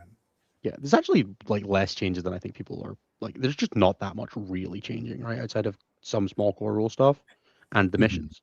It's not that like if they just created a new chapter proved it was this system, we probably would have all just been like, yeah, okay, cool, fair enough. The next question is from Loop G, which is based on missions previewed so far. How much of a deal is Force Org choice going to be in teams? Bigger, smaller, or the same as singles? I think there's a very reasonable chance that people play 1 DP detachments that give them the force disposition they want and play their 2 DP for their thing they want, and that will make 2 DP detachments better than 3 DP detachments in some situations. Joe B has the next question, which is if all the different defilers were transformed into ice cream, which one would taste the best? I think the Emperor's Children one would taste like excess and would be incredible for the first bite, would suck on the second. Honestly, this is a hard question. It's not the Nurgle one. That one's going to taste bad. That one's like rotten in the sun for like a couple months. And the Thousand Suns one's going to taste like dust. So like it's going to be ashy. I don't want. Honestly, it's going to be the Emperor's Children one because they're the only one interested in the enjoyment of a process. Like, yeah, exactly. But it's not going to be good. Like in a set. I could see the Vastor's one taste like Vastor's Soulforge Warpack tasting pretty good. That's fair. Like Vastor would be like, I'm gonna make a really good one that tastes good. Like if you set that challenge to Vastor, I think he would make you a defiler that tasted good. It's true. He would make it pact bind you somehow to him, but you would have the perfectly tasting. It would be +1 to wound your taste buds. I love it. Alternative Clover has the next question, which is I remember Typhus once saying that when game balance patches happen, he would just continue to play the list as close as he could to what he was playing previously. Since this edition changes a half step instead of a reset, would you say the same logic could apply to crafting our day one lists for 11th rather? If you want to, you can probably do the same thing and be like, this is like, I've spoken about this before when I do like the Grotmas reviews and stuff like that, or for the channel, that I mostly don't try to reinvent the wheel when I'm doing like I did the Grizzle Company, and I was like, okay, let's take a good combined arms army and let's apply the things that are mostly good in combined arms, but update it for Grizzled, right? And it was very much like let's take the thing that's working and adapt it without going crazy. And I usually don't find the like crazy out there builds for detachments, but I do find stuff that worked consistently, right? Like I can get you 80% of the way there on day one for most detachments. And I think that that's pretty good for content creation, right? Because that just gets you like a thing that will work because it will be built on solid fundamentals. And I like building things that way. That's going to be a really solid way to get 80% of the way there in 11th edition, and you will miss the finer things. But you've got 3 years to figure out the finer things. Get someone that plays the game and learn the fundamentals. Yeah, it's not a terrible way to do it. Take your current army, play it in the detachments that's current. Maybe try like a 2 DP and a 1 DP if your detachment supports that, and try something a little new, but mix in some of the old stuff so that you don't get overwhelmed is a great way to do things. It's good to change as few things as possible when you're changing the system as well. Like if you're used to your army and your detachment and stuff like that, it's better to learn all the new things while being familiar with at least most of the stuff. Like I'm going to play GSD, Space Marines, and Tyranids for my first 3 games because I want to play armies that I know really well. One of the things that I see most frequently with 40K players is they don't seem to follow a pattern of I need to change like one thing at a time to see what its knock-on effects are. They're like, but what if I change 20 things? That's too many things to know which of the 20 things is doing the thing that you're trying to do it with. And it's the same thing here when you're trying to learn something new and whether something will be good in the new system. You have to learn the system first. You can't just change things to figure out what's good necessarily. You got to at least learn what you're doing first. Exactly. And then the last question from I'm going to spend a whole bunch of time rolling out wound pools as well because that shit's going to make my brain confused for the first week. Fair. I agree. That one guy has a question, which is, what do we think of the new GSC and Quins? Is Killers where it's at in us? What should I YOLO if I go to Tacoma? I like the idea of Killers. I think it seems pretty fun. The 3 damage Sanctus is pretty baller. I like the idea of that guy. Kellen vs. Real Ones is fun. It will depend what you can mix it with, but I would not be upset to mix it with like Xenocreed or Biosanctic or Xenocreed, Biosanctic, Host, or Outlander. Like they're all pretty solid detachments, or honestly even Final Day. But I think Final Day gets less from it. I think the Up-Down Gene Stealers one seems really solid. I imagine you probably can't take that with Biosanctic, and I would imagine the Host is 3 because Host does everything. But like it could be really cool with Outlander to give Outlander some more dynamism, or really cool with Final Day to have like lots of up-down options in Final Day because Final Day does like that. Also in Biosanctic, if you could take them together, getting 8-inch charges. If Biosanctic for some reason doesn't have the Pure Strain tag or whatever the Biosanctic one was, I would be shocked if it didn't. But if it didn't, that'd be really cool as well because you could get 8s from reserve pretty consistently, and 8s from reserve are not the end of the world. Yep. And then the last question for the evening is from YouTube. It's from John Crawford. If you were given free reign to edit a single publicly released 11th edition rule, datasheet, detachment, etc. for purely personal or petty reasons, what would it be? I have a petty one. I would remove the fly keyword from Riptides. I would remove the Toin rule from already. I would just that's not gonna, I mean, that's more reasonable. I give that rule 3 months as it is. I don't think that's making it to I don't think that's making it to Christmas. How fast did they change towering early in 10th? Like a month, I want to say. It was not changed by WTC, but it was changed pretty soon after. I think that's how long it will have. Yeah, I would be shocked if that rule made it 6 months. I think it would be. I would like to see it be gone like day 1 balance patch because I think it's a terrible fucking rule. But I think it lasts a month. It's the single thing I'm the most upset about from the 11. It's probably the only thing that I'm upset about. I agree. I went with the petty thing because but that's a knock-on effect of. I would make Ceramite Sentinels 2 DP because they showed off that it's 3, and that made me a little upset. I would have liked that actually. That's all of our questions for today. We actually got through them pretty efficiently. It's not so bad. No. All right, Nathan, do you want to do the thing? I will do the thing. All right. If you join our most expensive Patreon tier, which is $15 a month in our Cult of the High Five tier, you get to do a personalized thank you message that we will read out at the end of every message. Thank you for being such an amazing Patreon. All right, here we go. All right. Thank you to Christopher. Can GW stop teasing us and drop 11th already? Haven't been They teased did this drop much 11. since That's that. why they've not released it yet. They dropped it. They got to fix it. Yeah, haven't been teased this month since that one night with Irvine.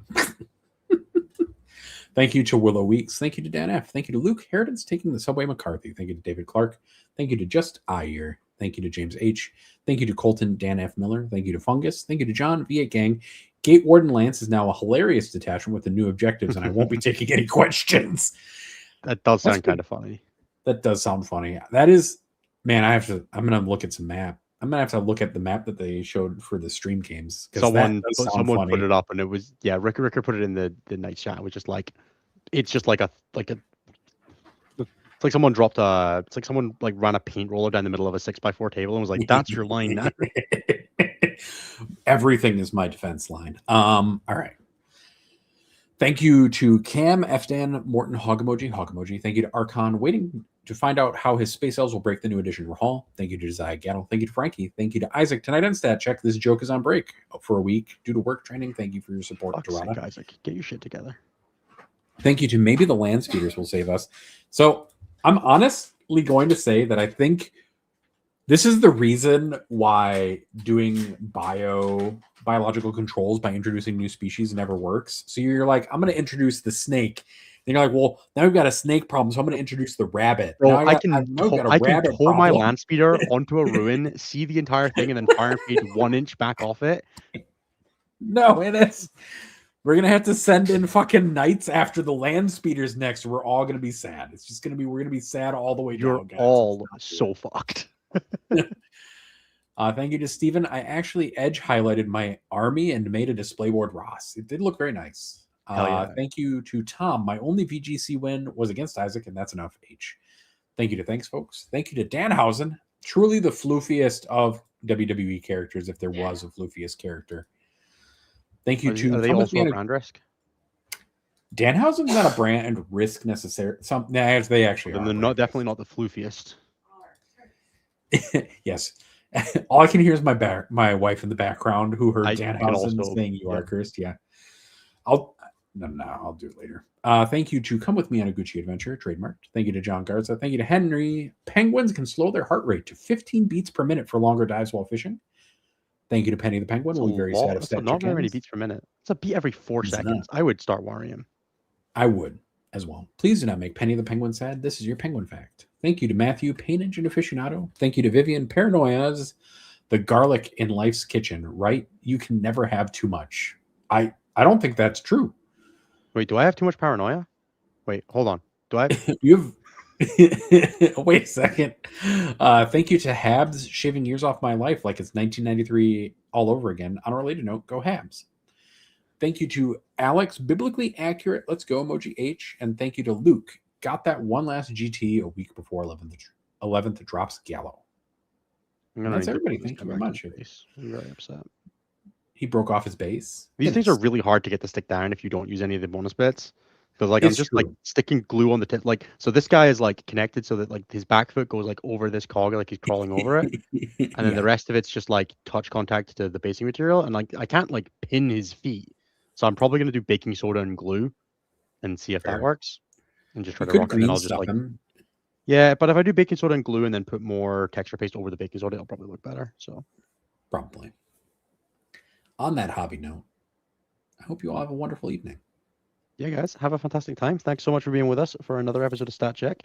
We do greatly appreciate you all. We are back next week. We are going to do our 10th edition, all of 10th edition tier list. So we'll be going through doing the stats-based stuff, going through how every faction did in event wins, how it did in overrepresentation across the entire edition. We'll probably add in some additional qualifiers for like, best attachment, worst attachment. We'll do like a proper retrospective on the whole edition, right? It's not going to just be like pure tier listy stuff, but we're going to do a full, like, let's break down how this edition was. We're hoping to have Jeremy and potentially Cliff with us next week.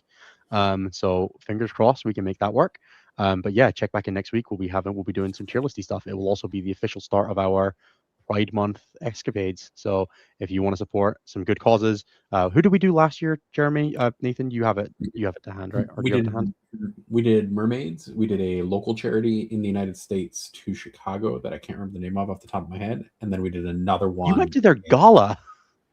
I didn't go to their gala. Oh, and you that sorry, was we got a with chair at their gala or something, right? Our banner at their But gala. that was also separate from Pride. That was a completely different time point, actually. We did that halfway through the year or something like that. I have all the data somewhere. I just don't have it in front of me. Sure. And we did I we do do Trans help Lifeline? from Was that the them. other one we did, or was that am I going mad? No, Let me we open did up my mermaids. email then. Fuck off for a Yeah. second. We did mermaids. We did mermaids in the UK. Yeah, we do mermaids every year. We've done mermaids every year that we've done this. We tend to select a different local charity every year. For the US one, I need to find my email where it is. It might be in the stat check email box. Rainbow Railroad is one that we did, and I do not remember the third one, but I'll figure it out later. It's all right. We're doing the same thing again next month. All the money that we get in from Patreon, YouTube, Super Chats, everything like that will be going straight to the various charities that we donate to. So if you want to support some good causes and also our content in the release month of 11th edition, come back next month. Let us know that you're here for that. And yeah, we hope to see you all bright and early in the new edition. I'm going to go win GW Birmingham. That's my plan for this weekend. I hope everybody has a good time if you're at a tournament. Yeah, let's pre-clap for me, guys. I'm gonna polymarket bet on it. That's what I'm gonna do. I'm gonna That's polymarket bet on you. Thanks so much for being with us, Nathan. Say the thing. Bye bye.